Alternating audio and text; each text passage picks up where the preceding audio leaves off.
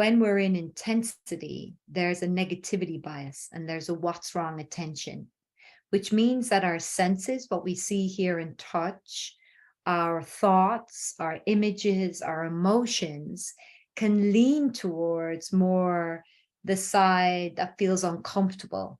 And in many ways, we have been educated to, as I've said before, if I know what's wrong, then I can stay safe. However, this whole empowerment of you has been around, well, let's try and figure out what feels okay, what feels pleasurable, what you see, hear, and touch that is meaningful to you, that matters to you, so that there can be more light. That is the consciousness part. That is you choosing to actively look towards something that has a lighter essence to it.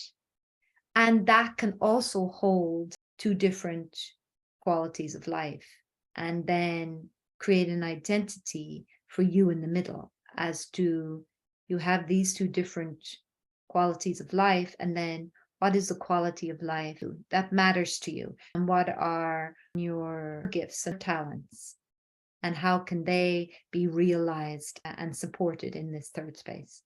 So that sense of moving towards what I see, hear, touch, feel, that matters, that's meaningful, that resonates, that's different, yet I can also hold my own difference, because that's what's happening with you. You've got two very different environments, and then you are endeavoring to create a third, which is your own identity.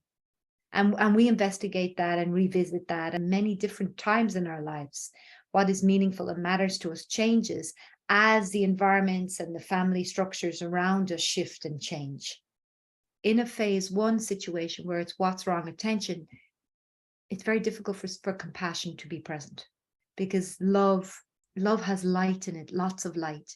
And for people who don't feel loved or feeling uncomfortable, they can actually find the light too bright, because what they're relating to is what's wrong. So they find the dark easier to be in, even though it's uncomfortable for them. So bringing in the light needs to be done really slowly in little ways. Yeah. So we have in the organic intelligence, we have the phase one, which is this intensity, this negativity bias. Phase two is the ego strengthening, where you're getting to know, what do I like? What don't I like? You're bringing in your supports, you're going to courses, you're starting to move into environments where you feel seen, you feel heard. And then phase three is where life starts to regulate you. You have enough capacity, and you've enough structures in place that actually now life starts to become surprising, and more compassion is present. Yeah, more joy, more love, more. But that's a sophisticated space to be in, and it takes quite a bit of work, right? It takes quite a bit of work.